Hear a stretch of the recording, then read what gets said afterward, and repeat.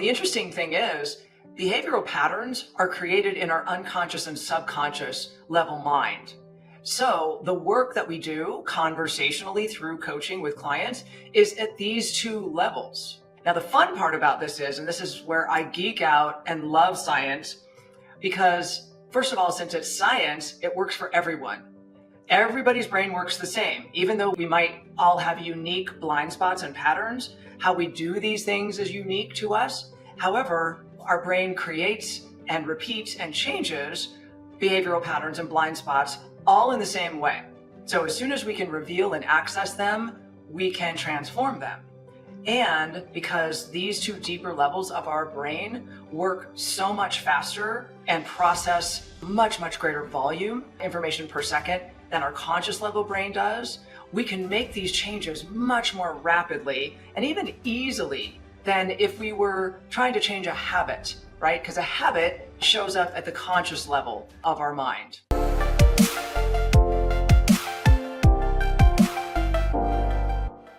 Hello, everybody. Welcome back to From Crisis to Justice. I am your host, Parag Amin, and I am joined by a very special guest today, Karen Brown.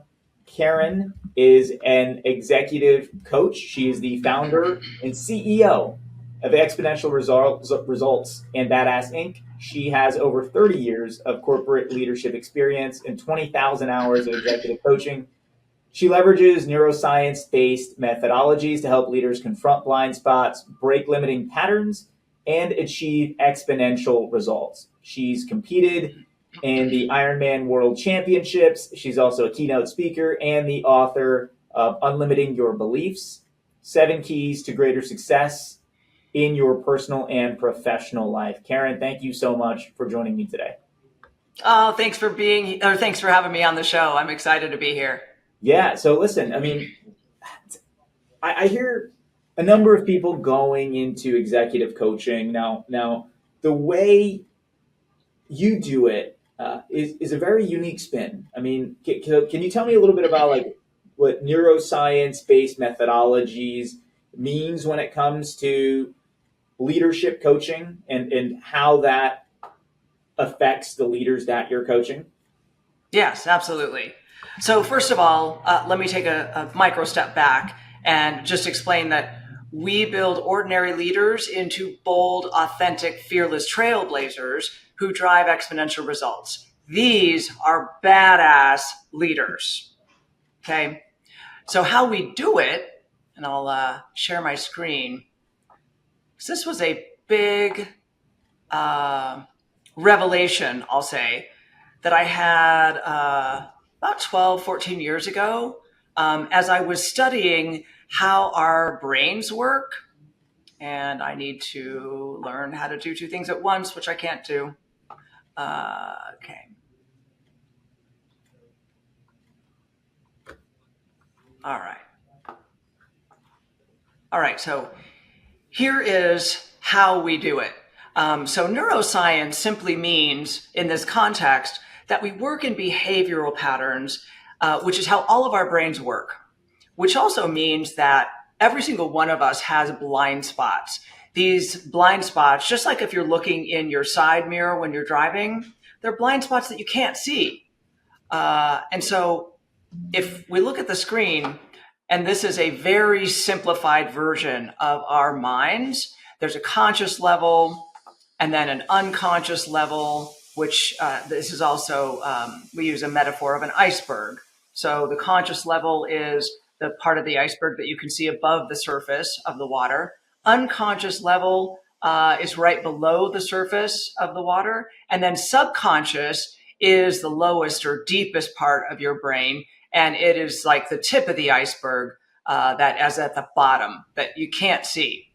Now notice what this says here.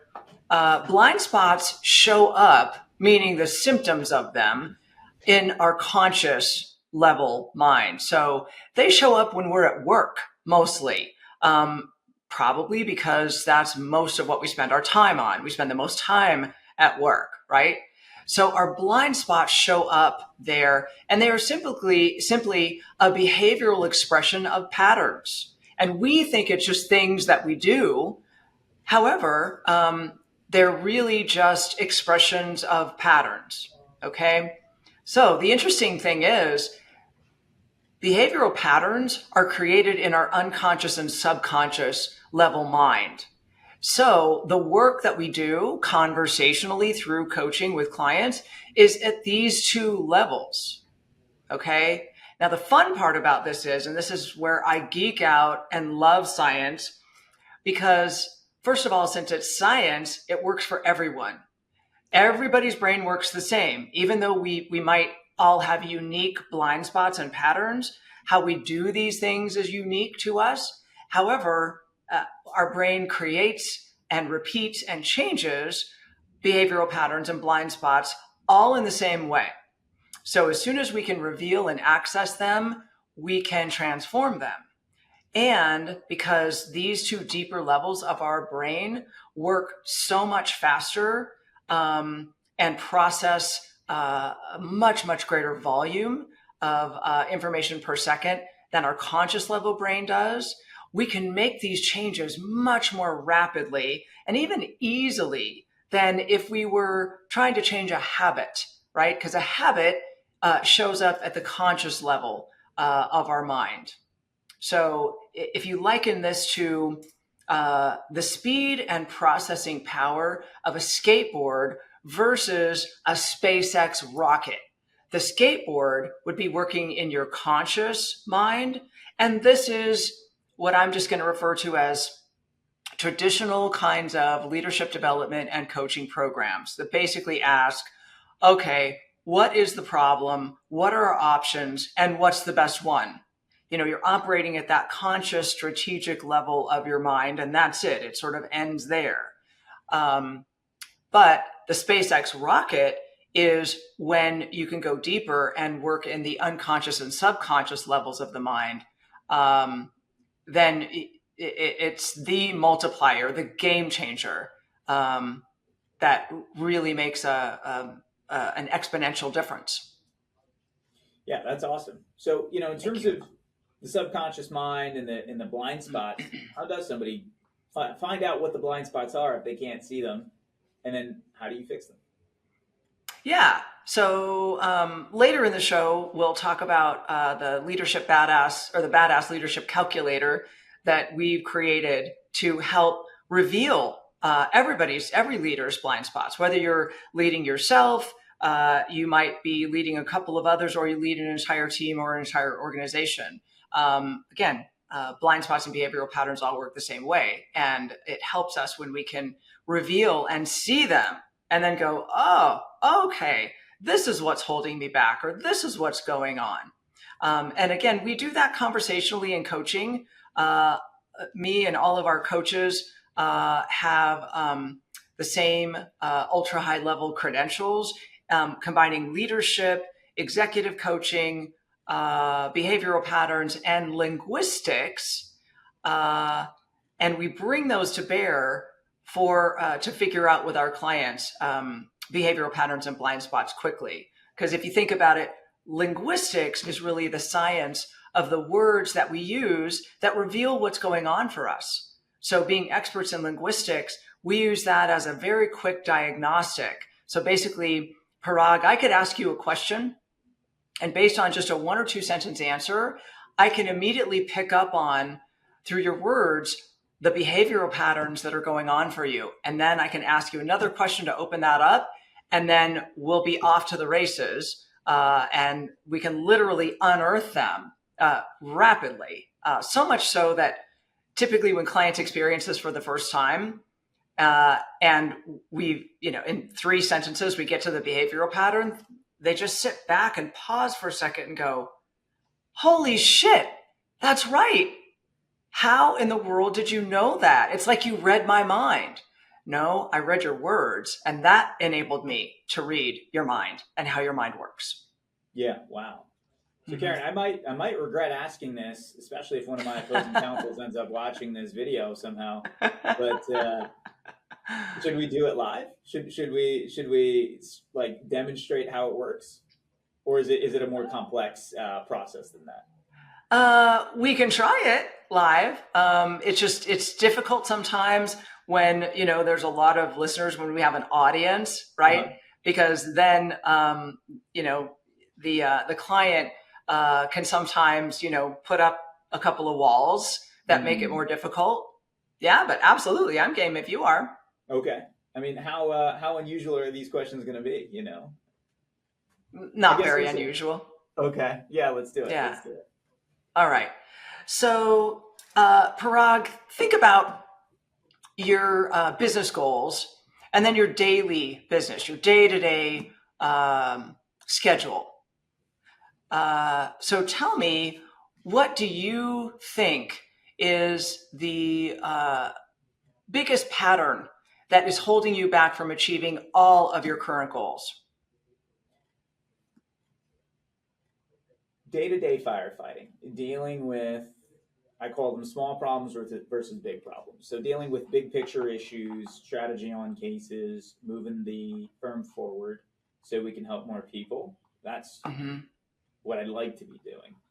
And then there's a lot of subcomponents to it, whether it's my team, including lawyers who have questions and strategy on cases or issues, or if it's a case that I'm personally still handling. There's a lot of little things that come up in litigation or disputes that can be Mm-hmm. very time sensitive, as well as very expensive to get wrong. So there isn't margin for error. So Mm-hmm. there's an aspect of just wanting to make sure everything is perfect all of the time, Mm-hmm. which takes a lot of time and attention. Mm-hmm. Okay. So are you saying that firefighting gets in the way of achieving all of your current business goals? Yes. Okay. And there's a element of perfection also involved, right? And precision, uh, really deep alacrity that you have to perform, right, for clients. Yes. Okay. All right. So where did that pattern originate? Because this is sounding like the pattern of the pattern that maybe came from your dad, him being put out of business, um, and ultimately maybe bankrupted, right? And not being able to have justice served. Yeah, very possibly. I think Yeah. that my personal view is that when somebody isn't precise about what they do or approaches things with an amateur level, Mm-hmm. it leads to a lot of problems. So casualness leads to casualties, and Mm. it's something that I'm not okay with personally. Mm. Gotcha. Okay. So what percentage of the time would you say that firefighting and maybe the desire to perfectly perform, right, and not have any casualties, um, gets in your way, stops you from achieving your goals? What percentage? Well, it's interesting because I still make progress on the goals, just not to the extent that I'd like, meaning as quickly as I'd like. Yeah. So, Yeah. I would say probably about 60, maybe 70% of the time. Uh-huh. Yeah. Got it. Okay. Very good. So, what is uh, the transformed version of that pattern, higher level pattern that is going to deliver 100%, enable you to achieve 100% of your goals within the time that you'd like? What is the transformed version? Meaning, how does it Yeah. happen, or just what occurs? Meaning, I'm not sure about What the can you mechanics. do? Yeah. What can I What can do? you do? How can you change it Mm. so that Mm-hmm. you take that to 100%? Yeah, well, I mean, for example, one of the things we're doing right now is we're hiring for a managing attorney at a very high level. We've been Mm-hmm. through a number of candidates. We're being Mm-hmm. highly selective about this person to make sure that they can run at the level that we would want them to. So Mm-hmm. that's certainly something that we're working on, as Mm-hmm. well as systematizing my approach to cases. in terms of Uh-huh. being able to share that with somebody so that they can then use that same approach and philosophy so that there isn't Yeah. really anything lost in translation or in the passing of the baton. Yeah. And incorporating your standards, right? Yes, Casualness leads to casualties. right. Here's what we're going for, right? This is the standard, right? Exactly. Yeah. Okay. And then it's going to be for you a matter of letting some things go, That's right. right? Delegating some things, truly letting them go, right? Not micromanaging, not even managing, basically. Letting go, empowering, and then holding accountable. Right. Yeah.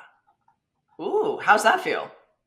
Uh, Good. I mean, in terms of it's interesting because I think I think a lot of entrepreneurs are probably like that, but you tell me. I mean, in terms of the executive coaching component and the leaders that you deal with and that transformation process, my thought, and this is just a guesstimate, but my guesstimate is that a number of leaders are very much exactly that same way of, look, I need to have that control, want to make sure that things are done correctly and done well, Mm-hmm. and that our clients or customers are taken well care of, even if Yeah, it's that. absolutely. Yes, 1,000%. And it goes a little bit deeper than that because uh, our behavioral patterns and blind spots are set up much earlier in life. So what age were you when you saw your dad go through this? So I was young. We had moved to Florida when I was 3, and I was 4.5 when Ooh, essentially my dad ended up. I started to see the downfall, and then essentially 5 when it was pretty much done. yeah. Ooh, wow. Are these some of your earliest memories? Yes, yeah, Yeah, and it's yeah, interesting because it went from very happy, loving, living in Florida type memories to then yeah. all of a sudden we're moving. I I can't keep all my toys. We don't have enough room, that kind of thing, and Yeah. so it becomes a challenging thing. So, one thing I And have heard. something deep down is wrong. Something's really wrong, right? Yes, Yeah. yes, absolutely. And Mm-hmm. it's interesting because the subconscious, at least from my understanding, is it's supposed to be something that helps protect you Yep. and is there and designed to help you. But for whatever reason, the further up you get in life or in age, however you want to refer to it, a lot of times it's the very thing that ends up holding you back. Even though it's intended to protect you, it actually keeps you from achieving that end goal. Is that the right way to think Yes, about it? exactly. Yeah. Let's restate it just a little bit differently, but you've got it. Yes, this is exactly how it happens. Okay. So first of all, again, eh, traumatic events, traumatic experiences, and they don't have to be highly emotional uh, to be considered traumatic. Anything that you have or anything that we experience as something negative or intense or highly memorable um, registers as trauma. Okay. And you're right. Our subconscious brain forms a behavioral pattern because of that trauma to protect us. First of all, to be able to just move on from it, right? Because if we didn't do that, we would be stuck in a catatonic state, sucking our thumb in the corner forever. That'd be it, right? So enables us to move on. But it also sort of catalogs it, like cements it in our brain, right? That memory is always there. And then what you explained is absolutely on target. So what happens is it serves us well, it serves us well, it serves us well as we go throughout our life until we get to a certain level of evolution. And then it tips over and then it gets in our way, right? And Yeah. is that the time to change it, not before? Yep. You can choose to change it before. Like all of your listeners, they're listening in to get tools and strategies for the day that they're going to need it, right? They can choose to be proactive and make those changes now. right? So that it won't tip over for them. That's probably the best strategy. Or you can just put it in your hip pocket and wait until that day comes and then be under a lot of pressure, perhaps, to change it. But also, you'll probably look back and realize the other things that it kept you from, maybe opportunity cost, right? Yes. Yeah. So might as well, if you can get in touch with it now, if you can fathom what it is now, change it now. You're going to have much better outcomes and exponential results going forward. Well, it's interesting that you say change it now, because one thing I've noticed myself and in others is that my personal opinion is that it only takes a moment to make a decision that can change your life forever. Yeah. But for a lot of the things we know we should be doing or need to be doing, whether it's the New Year's resolution, we're recording this in January of 2025, but it's as timeless as any year in time, which is that we all have these intentions or stated intentions, and then eventually they fall off. But then at some point, it clicks of, okay, this is actually what I'm going to do, and you stick with it. So what makes that difference or that shift between somebody saying they want to do something and actually being willing to commit to it? My personal thing is, I think there's some aspect of how uncomfortable are you and how much do you dislike that thing you're willing to change. Because if you eventually fall into the old pattern, then I think, and again, this is not based on any kind of particular science, I haven't studied this, but just my general thought on it is, look, there's some level of aspect of comfort with that thing, that you're still comfortable with it, and you're more comfortable with it than uncomfortable with it. So if you're uncomfortable with it for 2 or 3 days out of the week, or 2 or 3 hours out of the day, but the rest of the time you're fine with it, then you've got more comfort than discomfort. Is that the thing, or is it something else, or is it a combination of things? What you're talking about, what you're referring to, is level of desire, level of willingness to change. That has to be higher than continuing to experience whatever that thing is, whatever that pattern is, right? So let me show you this. This is really cool, and this is exactly why we created it. So as an ascending leader myself, I was always looking for, that multiplier that was going to enable me to change much more quickly and easier, right? Instead of that white knuckle forcing it every step of the way that is involved in a habit change, I wanted it to be much more straightforward, easier, and faster. So what I've got on the screen right now is our proprietary portal. It's called the Badass Leadership Portal. And every client, this is also a mobile app, by the way, and every client has their own private login. And I'm going to show the secret sauce just to your listeners through my login. So functionality down the left-hand side, and pay specific attention to this thing called metrics. So for every goal that we're working on, we will come up with a metric of measurement, right? Because you only get what you measure, right? We can measure truly anything in this, even soft stuff, right? So the cool part about that is we created this using neuroscience as the basis of it. So understanding how our brain creates, repeats, and ultimately changes behavioral patterns to support you in making that as easy and straightforward as it can be. This is how it's done. First of all, you have to have higher level awareness, heightened awareness of the thing that you are committed to changing. We do that by setting up a metric of measurement for the thing that we want to change. And then we check in on it every single day at the same time. Now, what the cool part about this system is, it'll actually send you a prompt. Hey, how's this coming along? So that you then plot a data point that reflects how you're doing with it. Then you can see over just 2 or 3 or 4 days your trend. Oh, I'm making good progress. Your brain sees this, your unconscious and subconscious levels of your brain sees this and goes, oh, great, I want more of that. And then it will continue to make the changes to bring that about. So it's like you're leveraging your own brain. It's so wondrous, truly.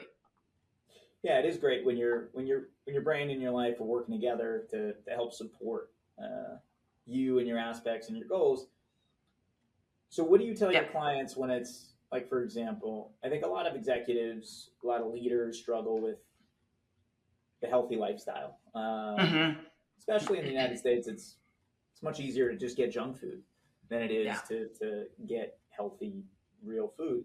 So, I Yeah. mean, from a perspective of, there's very few friends or colleagues who say, look, oh yeah, I really messed up on my diet at the beginning of the day. It's always like, or almost always at the end of the day. Long day, it's been rough. Hmm. It's when your willpower is the weakest, Hmm. or at the end of a week, you're out with friends. So, what do you tell your clients about how to stay on the path during those moments, those weakest moments?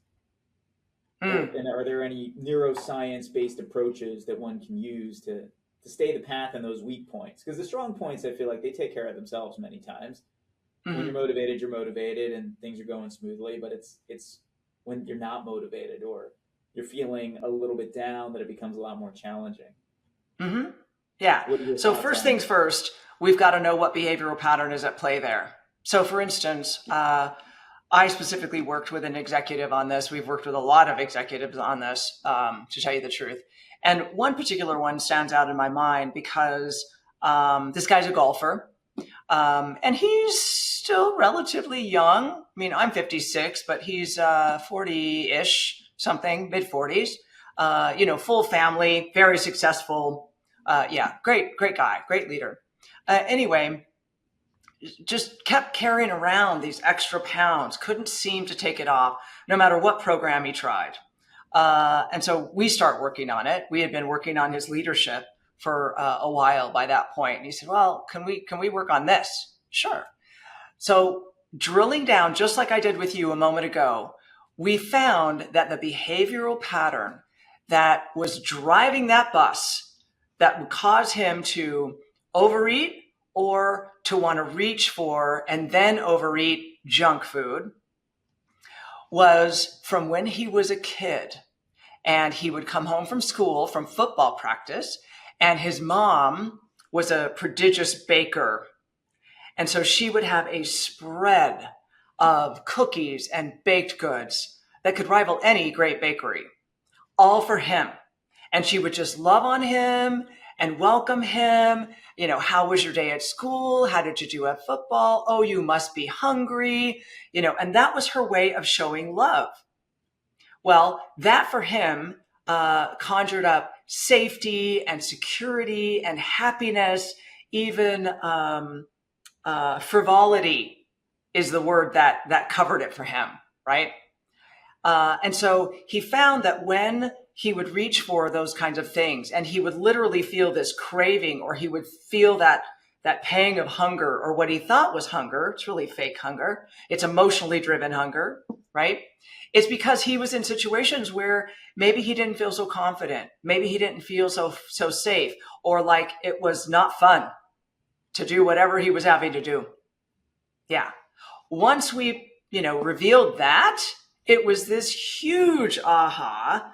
We created a metric for him, and it's like the pound just melted off, and he was Wow. able to see it in the moment, connect it with that, and go, oh, okay, now this is another secret of being able to change or transform your behavioral pattern into something that is going to serve you better. Once you know it, and you're in that moment, you've got to interrupt it and then go, this is not that. Meaning, this situation is not the same as that situation that originated or created the behavioral pattern. And if you can visualize the two different situations, even better, because then your brain will pick it up even faster and go, oh, okay, we're making a change. We don't do that anymore. Now we do this, right? So then, whatever the new pattern is, we simply engage that one right after we say, this is not that. Basically, by saying this is not that, we're severing that old behavioral pattern. And then we connect it up with the new one. Say it's, I'm healthy, I'm confident, I'm happy, and I eat cleanly. Something like that, maybe even more simple than that. And But so then we embed that in our brain and it works.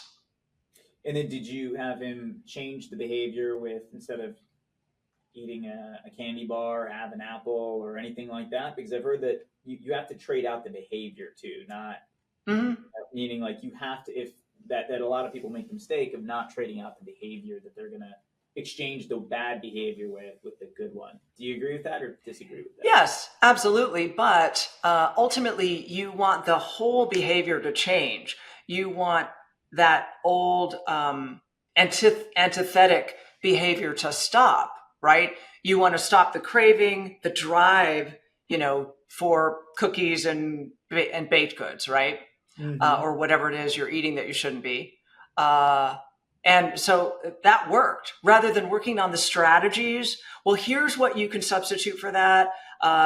Just think in your mind about eating less of that one thing. Yeah, you can reach for the candy bar if, that's what you have to have, but just eat 2 bites of it. Yes, that's a strategy, but that's a conscious level strategy. It's not really addressing and changing what's driving it. Yes, that makes sense. Yeah. So, it's like going to the doctor and they treat symptoms rather than the root cause. Right, which happens far too often. Yeah. So, shifting gears a little bit, from talking about baked goods and candy bars to, let's talk about competing in an Ironman. Pretty much the almost opposite, the antithesis of this. So tell us a little bit about competing in an Ironman, what kind of mindset that takes, and maybe just explain a little bit about what the Ironman competition is because you and I know what it is, but a lot of people don't maybe realize how grueling it is and all of the events required, and that it's one contiguous race, and so there's really no time for rest. Yeah. Oh, yeah. Okay, so the Ironman is a long distance triathlon that's comprised of a 2.4 mile swim, a 112 mile bike ride, and then finish off with a 26.2 mile marathon. You have 17 hours to complete all of it contiguously in that order.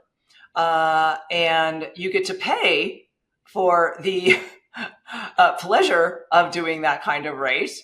And my specific dream and goal was to compete in the Ironman World Championships. So this is the best of the best. This is the 2,000 best, usually largely pro athletes from across the globe that qualify for this race used to be in Kona, Hawaii. Now they alternate in different locations, but also the conditions in Hawaii for this race are brutal.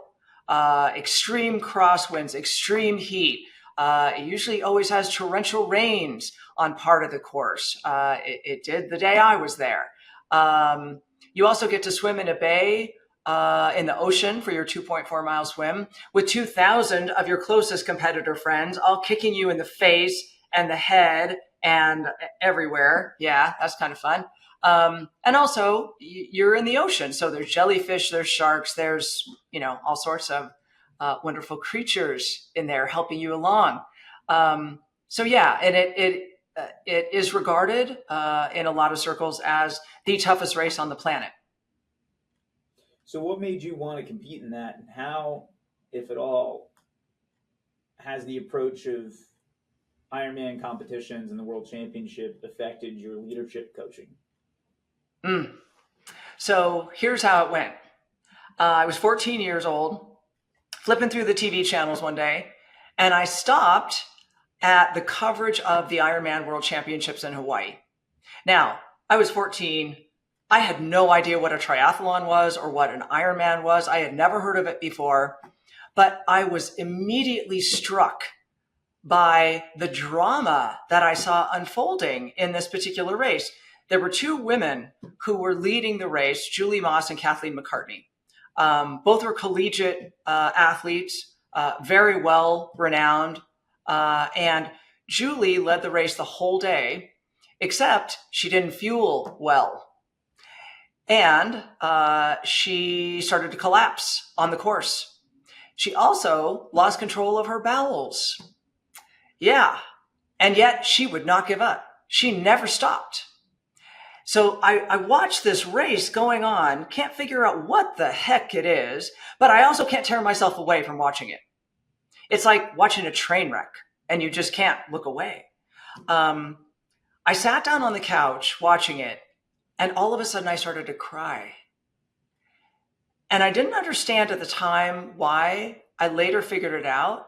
And it was because as I was watching this immense thing, I had these feelings deep inside that, hey, what if I have what it takes to do that inside of me and I'm not tapping into it?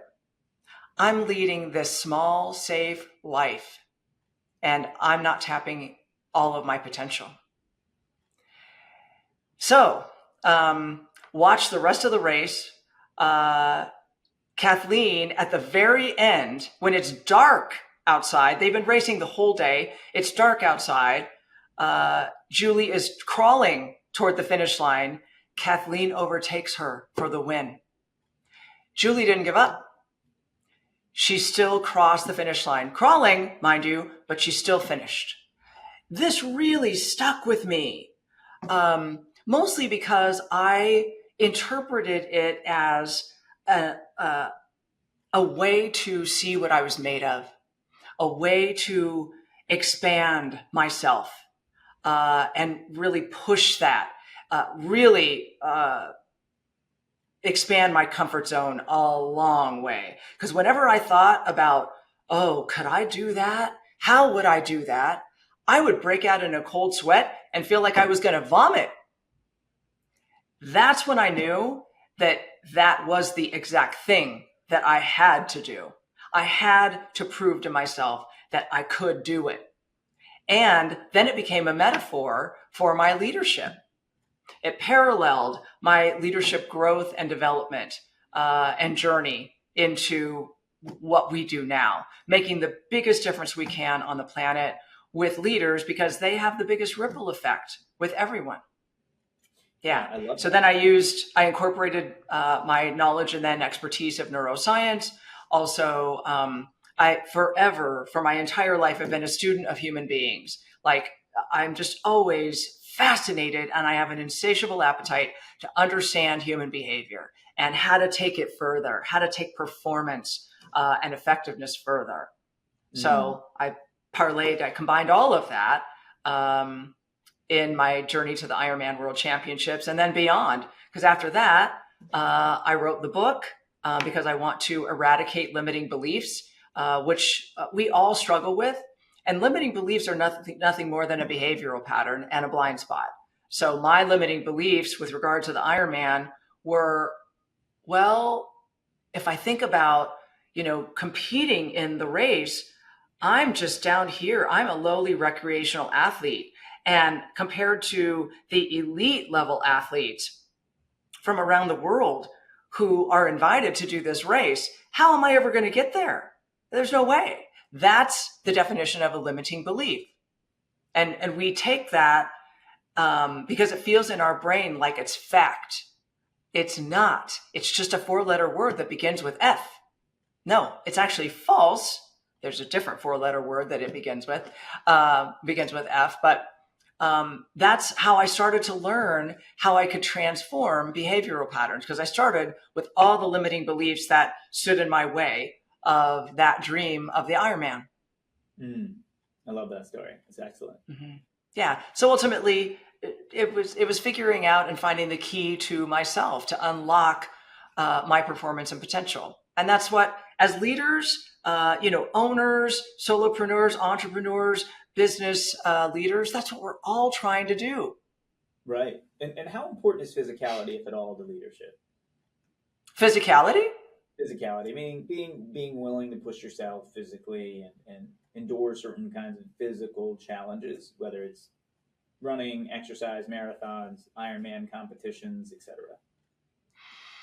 I don't think physicality is that important. I think mental toughness, mental stamina, and the willingness to figure out your own stuff. That is really the key. Because one of the first big ahas I had in the first year of training for Ironman, and keep in mind at the time I was a brand new CEO. I was working, until sometimes 6, 7, 8 o'clock at night. And I was also training about 25 hours a week just for Ironman. Yeah. So I had it all going on.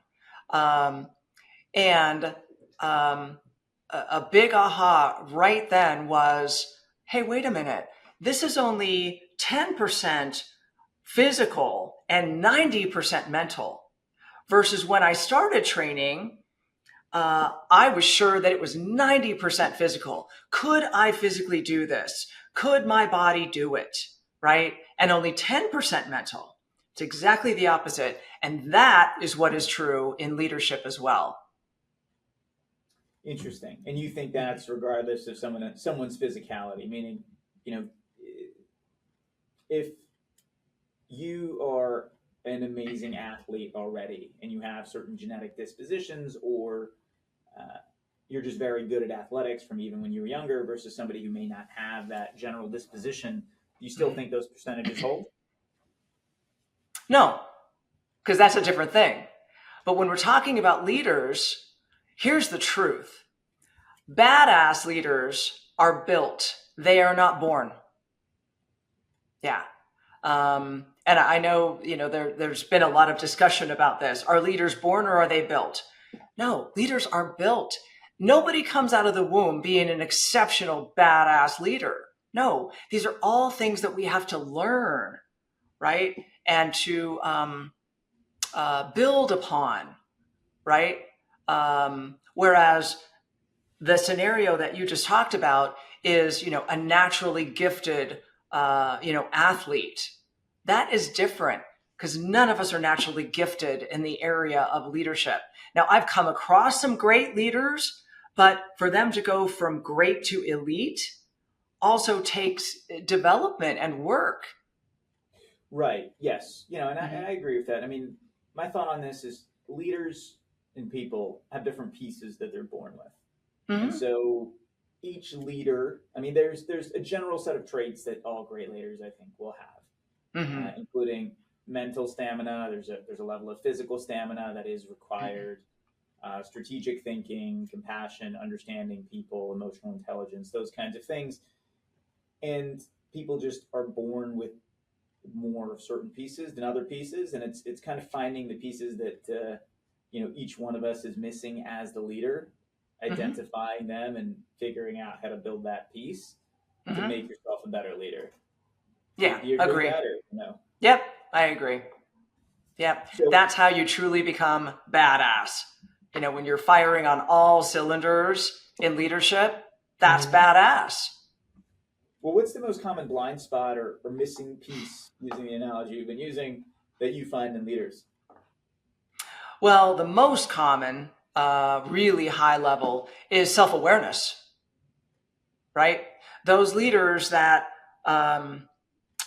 they're unaware of things, of feedback that people would give them, right? Oh, you micromanage. You are like a bull in a china shop.